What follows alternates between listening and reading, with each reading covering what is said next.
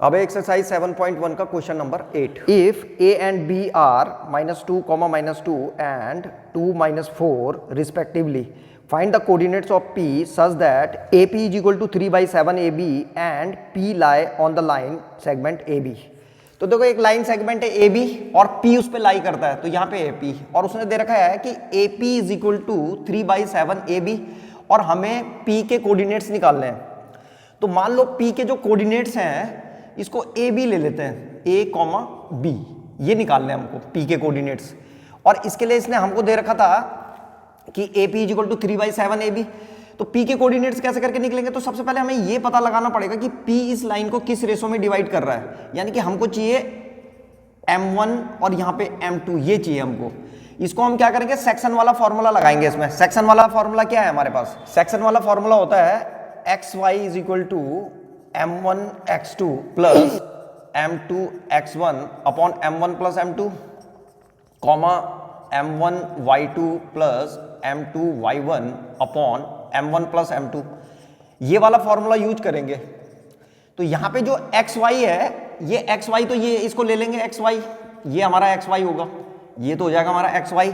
और X1 Y1 इसको लेंगे X1 Y1 और इसको ले लेंगे X2 Y2, X2, Y2।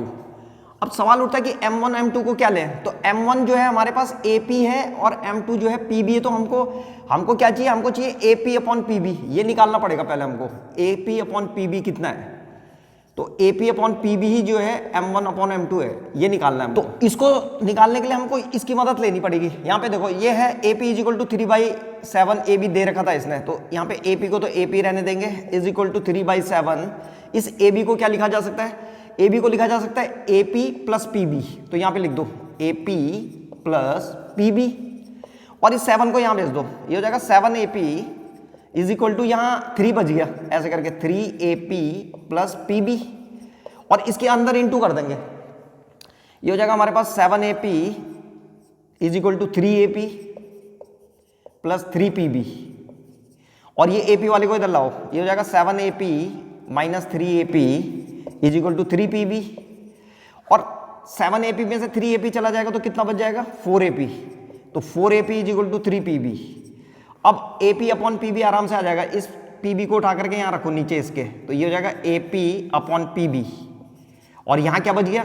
3 और यहाँ से इस 4 को यहाँ भेज दो तो 3/4। तो इसका मतलब अब हमारे पास M1 रेशो M2 आ गया है। M1 कितना है? 3, ये भाई ये क्या है हमारे पास? M1 अपॉन M2, ये था ना AP अपॉन PB, हमने M1 अपॉन M2 ले रखा था, M1 अपॉन M2 आ गया 3/4। तो इसका मतलब M1 की जगह में 3 है और M2 की जगह में 4 है, तो यहाँ पे लिख देते हैं ये M1 आ गया हमारे पास 3 और M2 आ गया हमारे पास 4। तो इसका मतलब ये जो P पॉइंट है ये 3/4 में डिवाइड करता है इसको। और अब यहाँ पे से जो है सॉल्यूशन शुरू करते हैं। तो XY की जगह में रख देंगे AB, तो यहाँ पे आ जाएगा हमारे पास A, B is equal to M1 की जगह में अब 3 आ गया, तो यहाँ पे लिखेंगे 3 और X2 की जगह में कितना है? X2 है 2, तो 3 into 2 plus M2 Y1, M2 की जगह में 4 और Y1 की जगह में है -2, तो 4 और यहाँ पे आ जाएगा -2 upon M1 plus M2, M1 है 3 और प्लस 4, फिर कॉमा M1 Y2, तो M1 है 3 और Y2 की जगह में कितना आ जाएगा? Y2 है -4, तो -4, फिर यहाँ पे प्लस M2 Y1, M2 है हमारे पास 4 और Y1 कितना है? Y1 है हमारे पास -2, तो यहाँ पे -2 और यहाँ पे फिर से M1 प्लस M2, तो 3 + 4 आ जाएगा बस।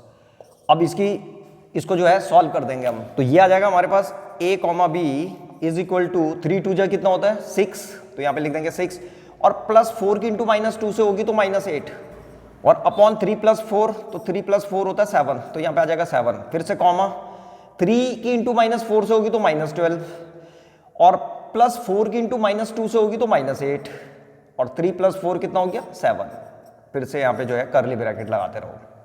फिर से हमारे पास AB इज इक्वल टू 7 - 8 -2 और नीचे कितना आ जाएगा? 7 कॉमा -12 और -8 होता है -20, -20/7 ऐसे आ गए। हमारे पास जो पॉइंट P के कोऑर्डिनेट्स आ रहे हैं वो आ रहे हैं -7/2 और -20/7, तो यहाँ पे लिख देंगे देयरफॉर पॉइंट P जो पॉइंट P था, point P is equal to कितना आ रहा है, -2/7 और कॉमा -20/7। तो ये हमारा फाइनल आंसर है। तो ये था क्वेश्चन नंबर 8।